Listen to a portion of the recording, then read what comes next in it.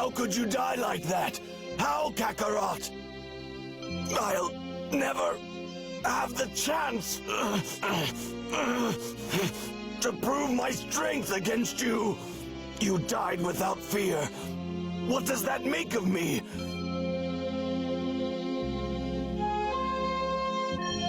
I am no warrior, and I will never fight again. Vegeta is closer to being the average person in 2025 than you think. Hope that got your attention. Yes, he literally is royalty and has a sugar mama, and pretty much can do whatever he wants with his time. But instead of spending that time chilling on the beach or taking a bath with sugar mama for extra gym equipment or gym supplements, he's often training and attempting to get stronger. He's staying on his grind set. And a part of the reason for that is comparison. YouTube, what it do? It's your boy Nova World One, and in today's video we're going to talk about how comparison is a thief of joy, but we're going to be using the character of Vegeta to kind of drive home that point. And no character exemplifies comparison being a thief of joy more than Vegeta, in my opinion. Him comparing himself to Goku is, or pretty much any other characters, is like his main character trait throughout the entire show, throughout the entire manga, right up until like closer to the end and like the newer versions of him. And we're going to explore basically like all that character development. But let's talk about Vegeta's early life. Vegeta was pretty much the strongest youngling on his planet, and he compared his strength to everyone except for Broly, because you know his dad seen Broly, he was like, yeah, we got to get him out of here, he gonna be a problem, I can't have him be like a non-royalty person being stronger than my son. So Vegeta, he just like, he kind of like had nobody that can really be his equal. So he was comparing himself to everyone, thinking that he was superior, but he witnessed real strength in the form of, you could either say Frieza or Beerus beating his dad, and he chased that strength to no avail. Yes, he wanted to be strong, he wanted to avenge his family, and he was among the strongest of his race, but Frieza just seemed like such a far goalpost. He was never going to get that strong. He had no hope of ever get that strong, but he wanted it bad. So he went from comparing himself to like his kinfolk to Frieza. And although he was the strongest of his kinfolk, he wanted more, of course. A lot of us are talented among our peers, and that can cause us to become lazy or complacent without us realizing it, especially when we haven't reached the heights that we want to, especially when the heights that we want to reach has not been achieved by anyone like us. So basically our peers, like if you hang around the same 3 people and none of them have ever achieved anything, it's likely that you're never going to achieve anything either. People always say you're the sum of the 3 people you hang out with, and I think that's very true. So if you're the best of the losers, you're still a loser, if that makes sense. I believe this kind of made Vegeta like, this gave him a superiority complex and an inferiority complex at the same time. He was the best of the losers, but at the same time, he wasn't as strong as Frieza. And I believe this put Vegeta in the mindset that some people are just born strong and they will always be strong, like him among his group of losers or him among his kinfolk, whereas Frieza was born significantly stronger than him. This kind of brings it back to real life where, you know, you might see some people, they're super successful, some people who are super young. Like sometimes I'd be seeing like these 17-year-olds, 18-year-olds, 19-year-olds, people my age, and they're millionaires. And I feel like a lot of people, they end up comparing themselves to those people, and they kind of make them feel like they're behind. And then you just kind of get to the point where you be like, okay, well, you try to do everything that they did and it doesn't really work out for you, because different things work out for different people, and that will basically lead you to believe, oh yeah, they just got lucky. And either they just got lucky with genetics or they just kind of won the lottery in life. Fast forward to Vegeta meeting Goku. Now, when Vegeta met Goku, Vegeta was actually a lot stronger than Goku, and he had more natural talent than Goku. Goku had to use the Kaioken and all these different techniques, and they really kind of jumped Vegeta in order to beat him. But this was the first time that Vegeta was exposed to ways of getting stronger and winning battles outside of just brute strength, outside of just being born stronger, a super elite, if you will.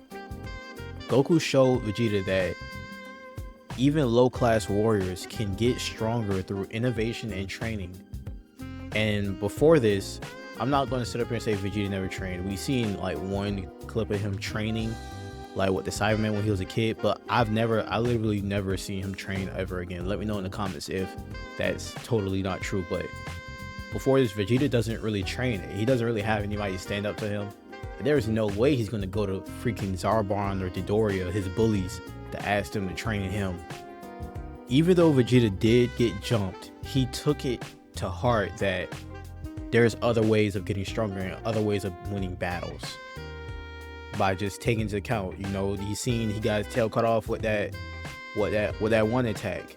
He learned about domination multipliers and attack amplifiers, like the Kamehameha amplifies your attack, the Kaioken, the Destructo Disc, things like that. It's good to take ideas and inspiration from someone, maybe even try to do things the way they do, get to a place you want to be, but never ever expect to do something that someone else does and expect it to work fully. You have to innovate off of their innovation. So if they got to where they want to go by copying someone else, just automatically assume they didn't fully copy the other person. Just assume that they copied someone, they innovated off of the idea and made it work for them. Same thing with you. If you want to get to a certain place in life, you may follow a similar framework, but you have to be okay with changing things and innovating things to make them work for you, to make it work for your type of lifestyle, how you want to do things. That way you won't run into the same roadblocks they ran into and get stuck, or run to roadblocks in just any type of roadblocks and get stuck at where you are. Innovation is key. And the reason I say this part is because after Goku becomes Super Saiyan, Vegeta is initially proud, but he secretly wishes that he was the one to fight and kill Frieza, the one to become a Super Saiyan. After Goku dies, Vegeta, he's still chasing that legend, although he is currently the strongest on Earth, or the strongest Saiyan alive right now. He still wants to become a Super Saiyan. He still wants that power. He's jealous because Goku, a low-class warrior in his eyes, was able not only to innovate, get new skills, find new ways to get stronger besides brute strength, but also became the legend that he felt was his birthright. He's comparing himself to someone that he thinks is kind of inferior to him, but it's like you can't call someone inferior to you but also believe that they're superior. It's like a mental merry-go-round. Like, he thinks Goku should be inferior to him, but Goku is superior to him because he has the power of the Super Saiyan legend. Now, this is when the real, like, comparison and issues start to come up with Vegeta. Now, Vegeta has a rich baddie chasing him, giving him a free house, free food, free gym equipment, and he's still trying to be like Goku. He's looking to, what did Goku do to train before he got to planet Namek? What did he do to get stronger? So now he's breaking these gravity rooms. He's training these gravity rooms, nearly dying, trying to get stronger. And all he's doing is pretty much training himself to death, like almost dying, trying to get stronger. Vegeta, he's too psyched out on what Goku was that he can't really see what's right in front of him. And I'm not trying to say, we all shouldn't be on our grind. We shouldn't be like trying to be better. No, but you can't just copy someone and expect the exact same result. You got to do things your own way. Now, eventually, another Super Saiyan appears, and he kills Frieza so easy it don't even make sense to Vegeta. He can't even fathom it. So now Vegeta's sitting here wondering, well, dang, what's wrong with me? I'm literally a Saiyan elite. Like, what is going on? Can every Saiyan just go Super Saiyan? Next thing you know, Kakarot's brat is going to be going Super Saiyan. Little does he know that's going to happen, and then he's going to ascend past that. But look, he's pissed. So Vegeta, now he not only is he comparing himself to Goku, now he's comparing himself to this mysterious Saiyan. And on top of that, this man is having nightmares about it. He's like, man, I want to go to Super Saiyan so bad. You ever seen that one clip where he was like, I want to be a Super Saiyan. I want it. That's basically what was happening inside his head, bro. Like, he was, I don't want to say he was hating, but he was hating. Like, he was envious of, like, that power. Because he felt like he really deserved it. He felt like he really was putting in so much work, and it just was not working for him. But he didn't realize that with his problems with comparing himself, he needed to just go ahead and just do things his own way. Now, eventually, Vegeta does get back on his grind after the warning from the mysterious Saiyan. And eventually, he goes Super Saiyan his own way. Like, he literally, like, it just happens one day. His Super Saiyan activated out of a need to survive, basically. He went Super Saiyan just strictly off of survival. That's his own way.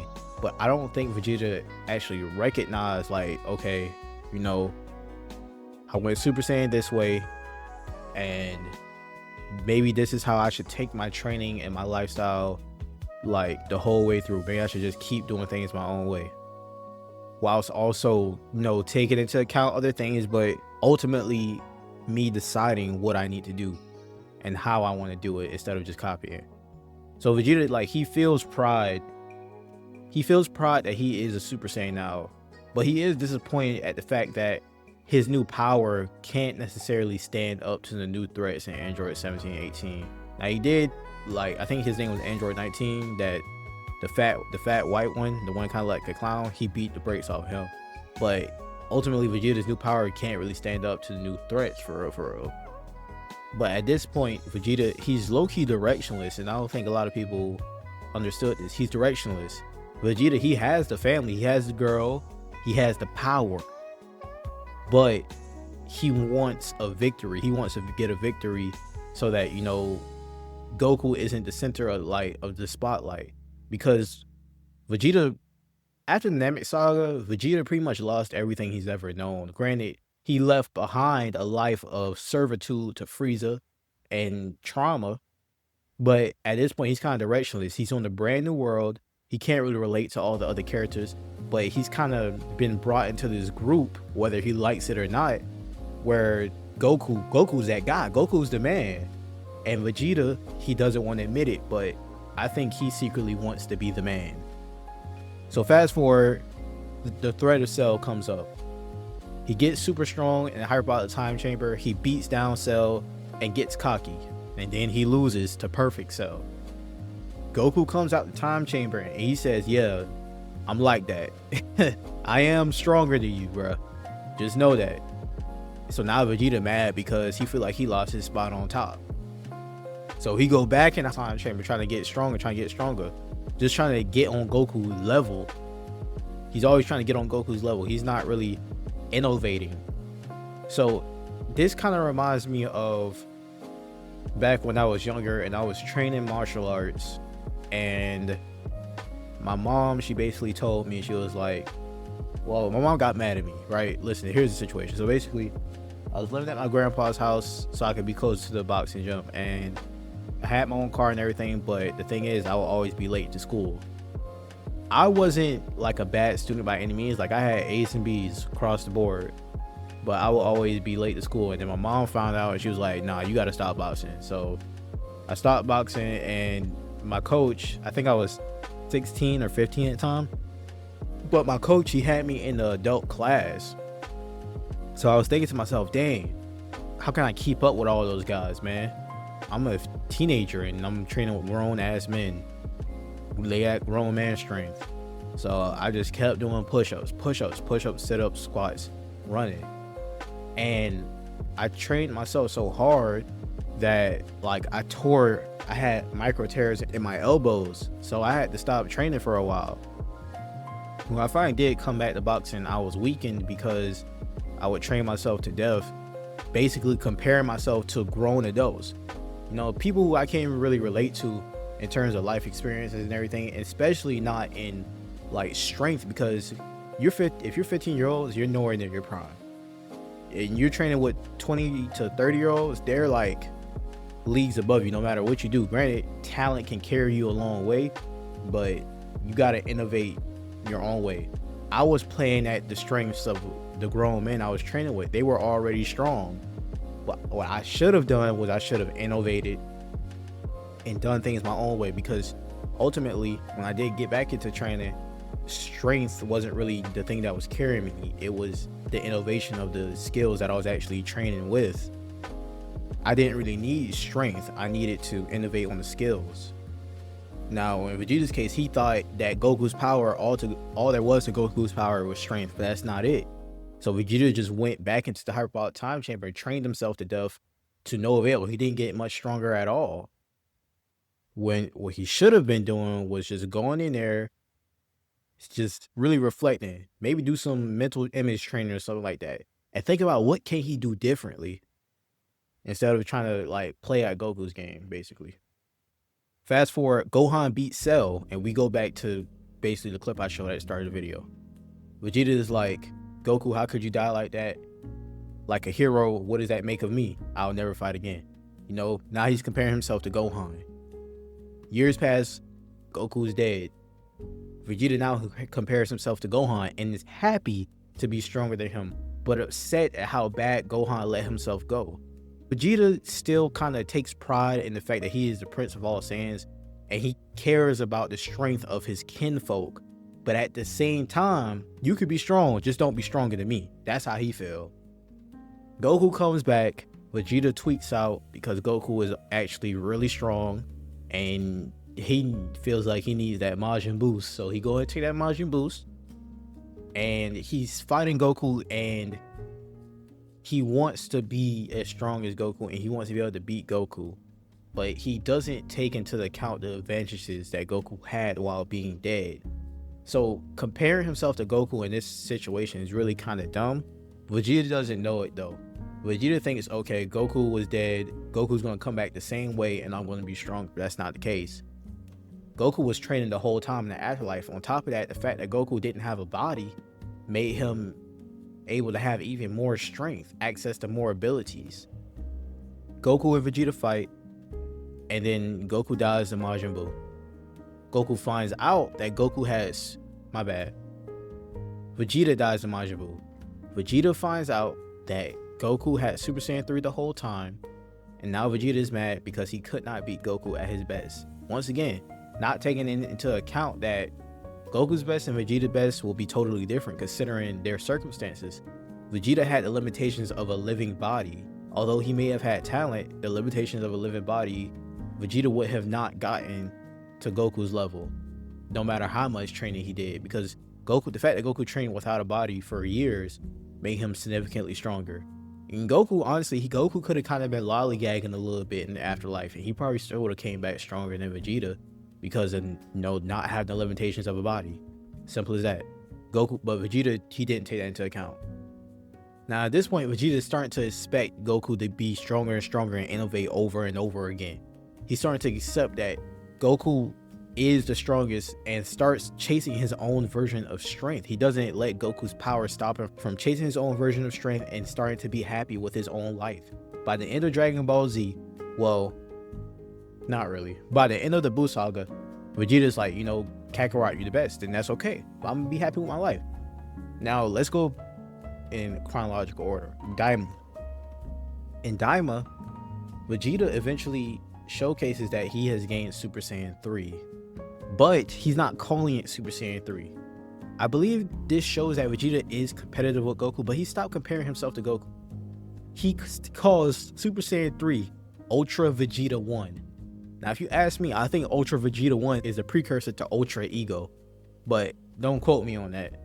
But anyways, he calls it Ultra Vegeta 1, and even when it came to Goku getting Super Saiyan God, Vegeta went ahead and he didn't say, okay, I'm gonna copy Goku. He actually did it on his own.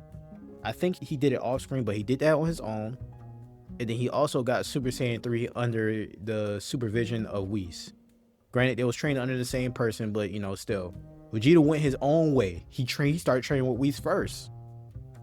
he's beginning to play to his own strengths.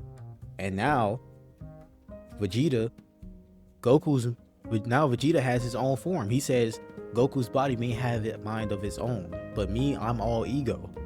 Vegeta has finally accepted that the fact that he is different and that he no longer has to compare himself to Goku. He can be his own man, and he could be basically the best version of himself without having to compare himself to all these different type of people. You know what I mean? Doesn't have to compare himself to Frieza. Doesn't have to compare himself to Beerus. Doesn't have to compare himself to Goku. Doesn't have to compare himself to Raditz, Nappa, and all of them. Vegeta, pretty much, he's finally won. And now, with him, Gohan, Goku, Broly, and Piccolo, now it's just purely competitive to him. He's becoming more like Goku in a sense where Goku has no problem copying someone, but Goku has never really compared himself to people. Goku's a real free spirit. He's going to use your moves and call it his own. Goku's going to use your moves and make it his own, but he's never going to compare himself to you. All he wants to do is just fight, get stronger, and have fun. And I think Vegeta's slowly starting to get to that mode.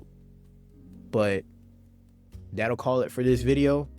Let me know if you guys like this type of video. I kind of was just thinking about this, and I thought it'd be an interesting topic. But let me know if you guys like this type of video. Like, comment, subscribe. I catch you guys in the next one. Love you guys. Peace.